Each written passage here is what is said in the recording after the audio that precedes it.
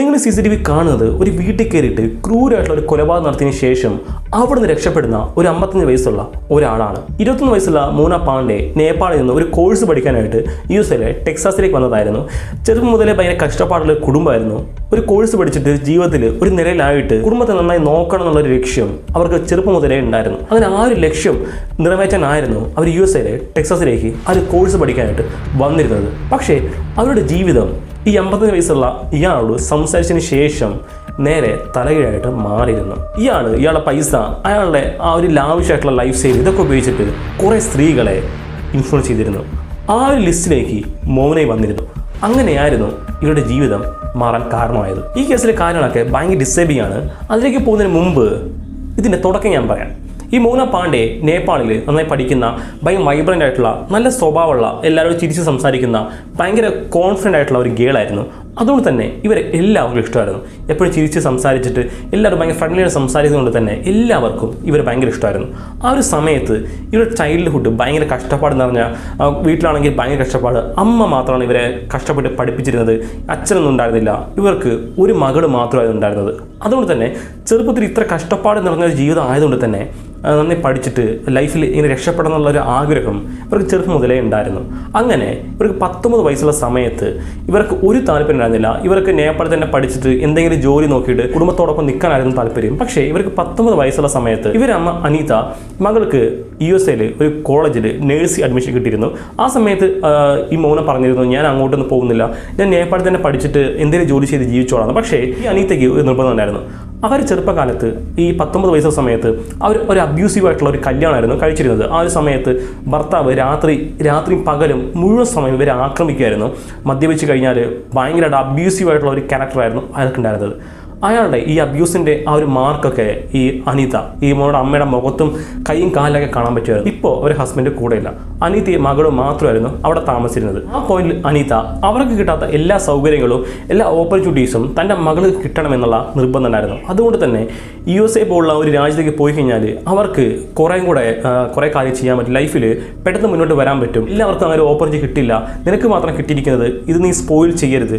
നീ ഇപ്പോൾ പോകുവാണെങ്കിൽ നിൻ്റെ ലൈഫ് നേരെ വേറെ ലെവലിലെത്തും എന്നൊക്കെ പറഞ്ഞിട്ട് അനീത നിർബന്ധിച്ചിട്ട് ഈ മൗനയെ USA ടെക്സാസിലേക്ക് നേഴ്സിംഗ് പഠനത്തിനായിട്ട് അയച്ചിരുന്നു. ആ ഒരു പോയിന്റിൽ മൗന അവരെ കൂടെയുള്ള ഒരു ഫ്രണ്ടിനെ വിളിച്ചിട്ട്, ആ ഫ്രണ്ടും USA ടെക്സാസിൽ ഇവരെ സെയിം കോളേജിൽ തന്നെയാണ് നേഴ്സിംഗ് പഠിച്ചിരുന്നത്.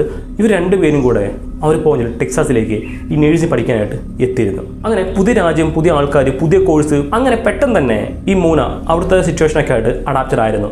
അവിടെ ഒരു ഹൂസൻ നേഴ്സിംഗ് കോളേജിലായിരുന്നു ഇവർ പഠിച്ചിരുന്നത്. അങ്ങനെ രണ്ടുപേരും, ഇവരും നേപ്പാളിൽ നിന്നുള്ള ഫ്രണ്ടും കൂടെ ഡെയിലിയും കോളേജിലേക്ക് പോകും, തിരിച്ച് റൂമിലേക്ക് വരും. അങ്ങനെ തന്നെ കുറേ ദിവസങ്ങൾ പോകുന്നുണ്ടായിരുന്നു. ഈ മൗനയുടെ നല്ല സ്വഭാവം, അവരുടെ ക്യാരക്ടർ ക്ലാസ്സിലുള്ള എല്ലാവരെയും ഒരേപോലെ അട്രാക്ട് ചെയ്തിരുന്നു. അതുകൊണ്ട് തന്നെ പെട്ടെന്ന് തന്നെ ഈ മൗനയ്ക്ക് കുറേ ഫ്രണ്ട്സ് അവിടെ കിട്ടിയിരുന്നു. അവിടെ ഉണ്ടായിരുന്ന അവരുടെ ഏറ്റവും ബെസ്റ്റ് ഫ്രണ്ടായിരുന്നു ടോറിബ. ഈ ടോറിബ പറഞ്ഞത് ഈ മൗനയ്ക്ക് ഭയങ്കര കോൺഫിഡൻ്റ് ആണ്, ആൾക്കാരോട് സംസാരിക്കാനും ആൾക്കാർ ഇടപഴകാനും അവരൊരു കാര്യം ചെയ്യുന്നതിൽ ഭയങ്കര കോൺഫിഡൻ്റ് ആണ്. അതേസമയം അവരുടെ ആ ഒരു സംസാര രീതിയൊക്കെ എനിക്ക് ഭയങ്കര ഇഷ്ടമാണ്. അവിടെ നിന്നും കുറേ കാര്യം എനിക്ക് പഠിക്കാൻ പറ്റി. അവൾ ഭയങ്കര ഒരു മോട്ടിവേഷനായിട്ടുള്ള ഒരു ക്യാരക്ടറാണ് എന്നൊക്കെ ടോറിബ അവരെക്കുറിച്ച് പറയുന്നുണ്ടായിരുന്നു. അതേസമയം ഈ മോനയ്ക്ക് അവരുടെ കൾച്ചർ, അവർ നേപ്പാളിൽ ചെയ്തിരുന്ന ഓരോ കാര്യങ്ങളൊക്കെ അവർ ഫ്രണ്ട്സോട് ഷെയർ ചെയ്യാനായിട്ട് ഭയങ്കര ഇഷ്ടമായിരുന്നു. പ്രത്യേകിച്ച് അവർ താമസിക്കുന്ന ഒരു അപ്പാർട്ട്മെൻ്റ് ഇല്ലേ, അതിനടുത്ത് കാഠ്മണ്ഡു കറി റെസ്റ്റോറൻറ്റ് പറഞ്ഞൊരു റെസ്റ്റോറൻറ്റ് ഉണ്ട്. അവിടെ കൊണ്ടുപോയിട്ട് നേപ്പാളിലെ ആ ഒരു ചോറ്, ആ ഒരു കറിയൊക്കെ ഇവർക്ക് വാങ്ങിക്കൊടുക്കുമായിരുന്നു. അത് ഇവർ ഫ്രണ്ട്സും ഇവരും കൂടെ എൻജോയ് ചെയ്ത് കഴിക്കുമായിരുന്നു. ആ ഒരു സമയത്ത് ഇവരുടെ ലൈഫ് ഒരു കുഴപ്പമില്ലാതെ നന്നായിട്ട് മുന്നോട്ട് പോകുന്നുണ്ടായിരുന്നു. പക്ഷേ എത്ര തന്നെ പറഞ്ഞാലും വേറൊരു രാജ്യത്ത് പോയിട്ട് അവൾ അറിയാത്ത ആൾക്കാർ, ഒരു ബന്ധമില്ലാത്ത അവിടുത്തെ രീതികൾ, ഇതെല്ലാമായിട്ട് അഡ്ജസ്റ്റ് ചെയ്തിട്ട് ലൈഫിൽ മുന്നോട്ട് വരാൻ ശ്രമിക്കുന്നത് ശരിക്കും ഭയങ്കര ബുദ്ധിമുട്ടുള്ള ഒരു കാര്യമാണ്.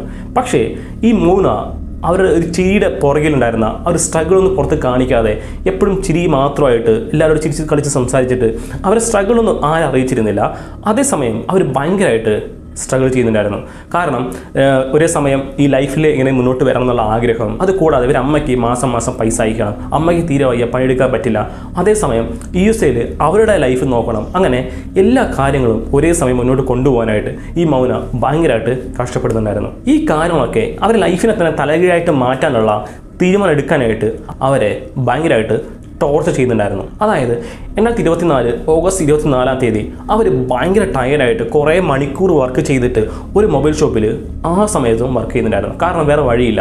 മാസം അമ്മയ്ക്ക് പൈസ അയക്കണം, ഇവരെ ചിലവ് നോക്കണം, അവരെ പേഴ്സണായിട്ടുള്ള കുറേ കാര്യം നോക്കണം. അതുകൊണ്ട് തന്നെ കയ്യിൽ പൈസ തികയാത്തത് കൊണ്ട് ഓവർ ടൈമിലും ഒരു വർക്ക് ചെയ്യുന്നുണ്ടായിരുന്നു. അങ്ങനെ ആ ഒരു സമയത്ത് ആ ഒരു മൊബൈൽ ഷോപ്പിൽ വർക്ക് ചെയ്യുമ്പോൾ സമയം 8 മണിയായിരുന്നു. അന്ന് അവരെ ബർത്ത്ഡേ ആയിരുന്നു.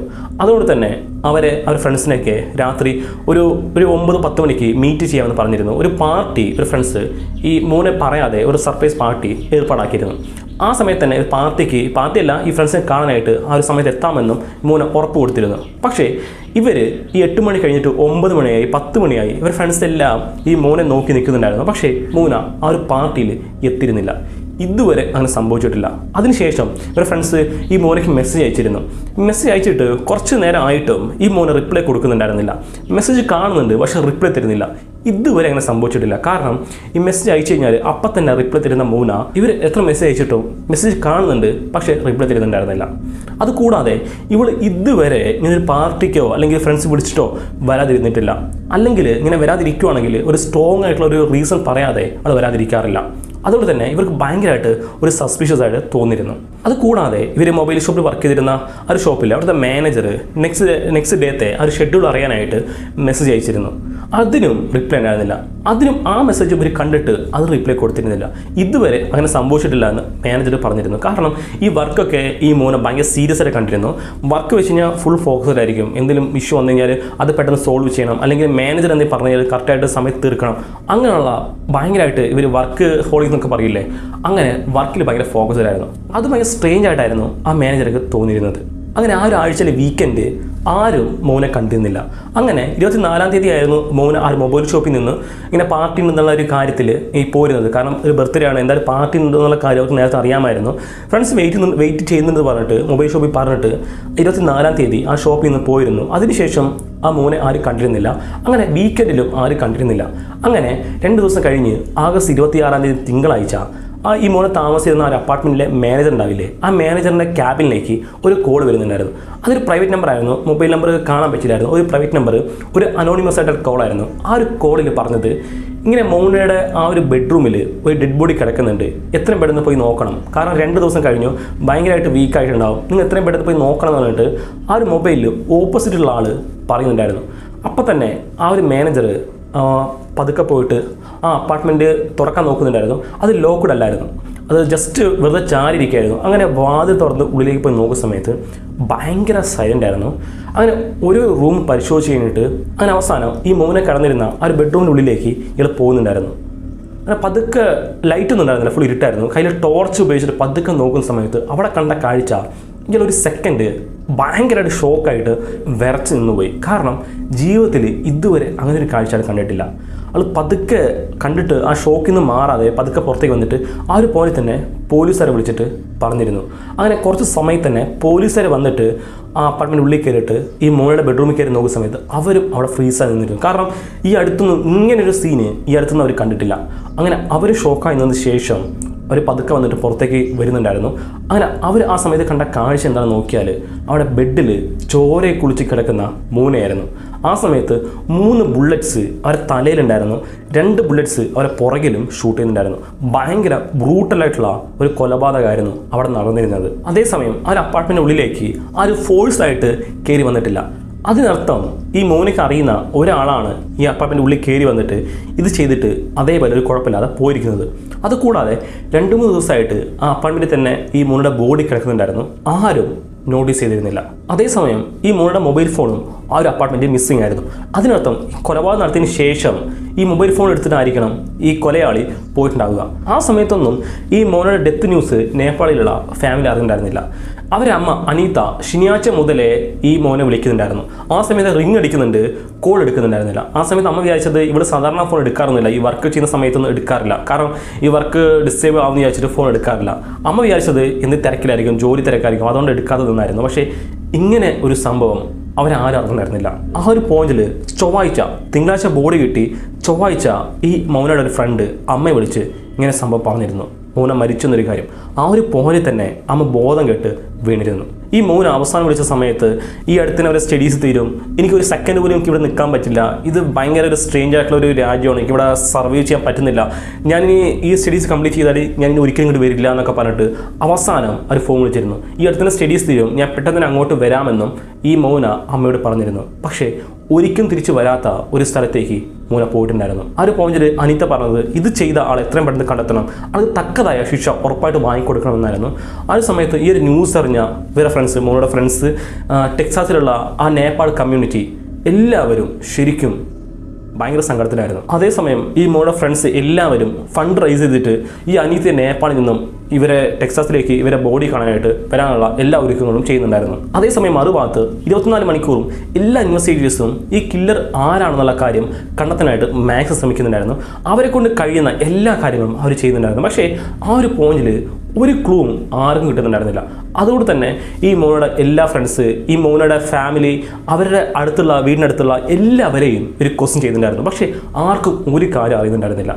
അതേസമയം ഇവരുടെ അമ്മ അനീത പറഞ്ഞത് ആ ഒരു പോയിന്റിൽ മൗന ഈ അമേരിക്കയിൽ ഒരു അമേരിക്കൻ പയ്യനുമായിട്ട് ഇവർക്ക് റിലേഷൻഷിപ്പ് ഉണ്ട്, ആ ഒരു കാര്യം ഈ അനീതിയോട് മൗന പറഞ്ഞിരുന്നു. പക്ഷേ ആ ഒരു സമയത്ത് ആ ഒരു റിലേഷൻഷിപ്പ് എവിടേക്ക് നിൽക്കുന്നതെന്നോ അല്ലെങ്കിൽ ഇവർ പ്രേമിക്കുന്ന ആ ചെക്കനെ കുറിച്ചുള്ള പേര്, അവിടുത്തെ ഡീറ്റെയിൽസ്, അയാളെ കുറിച്ചുള്ള എന്തെങ്കിലും ഒരു കാര്യം അങ്ങനെ ഒന്നും മൗന അമ്മയോട് പറഞ്ഞിരുന്നില്ല.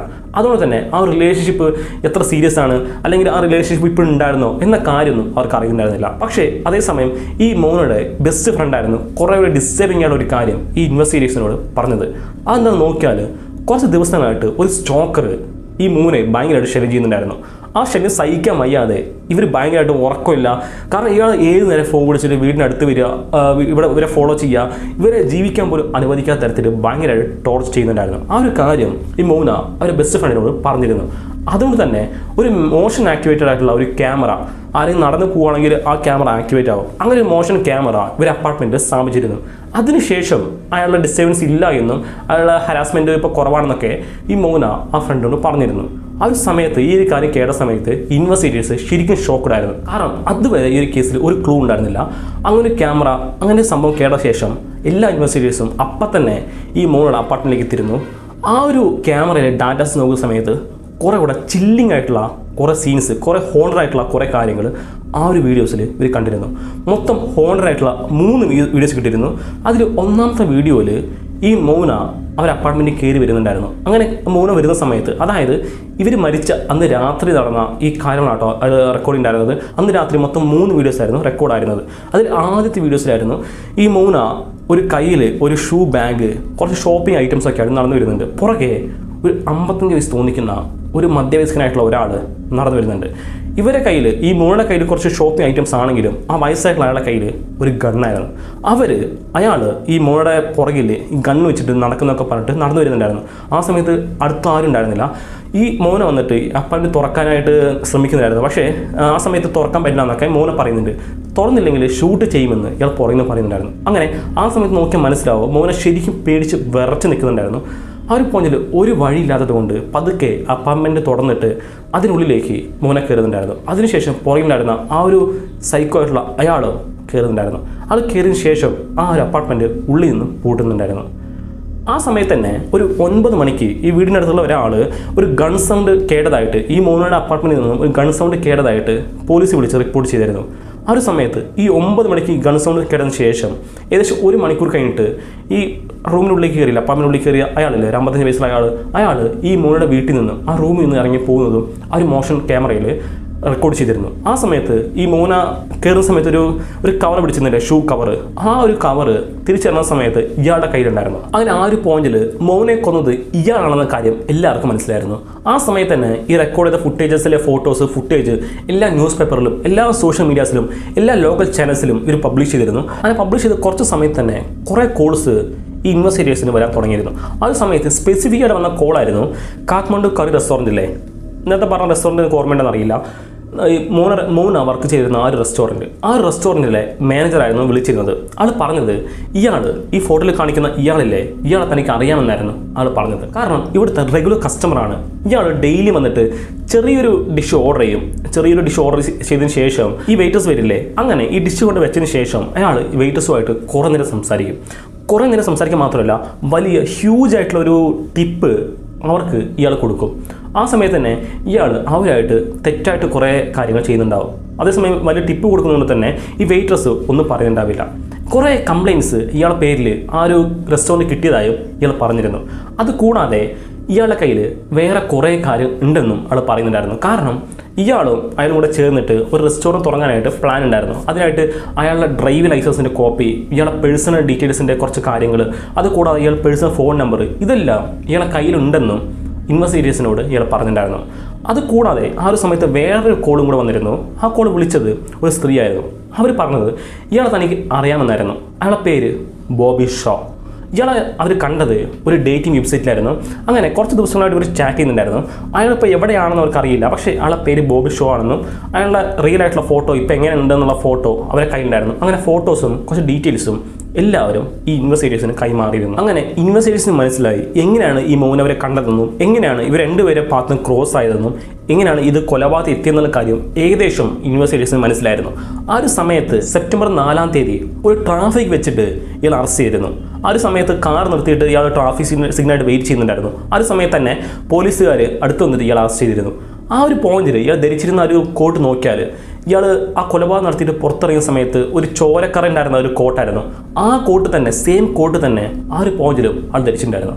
അങ്ങനെ ആൾ അറസ്റ്റ് ചെയ്തിട്ട് പോലീസുകാർ നേരെ ജയിലിൽ കൊണ്ടുപോയി അടച്ചിരുന്നു.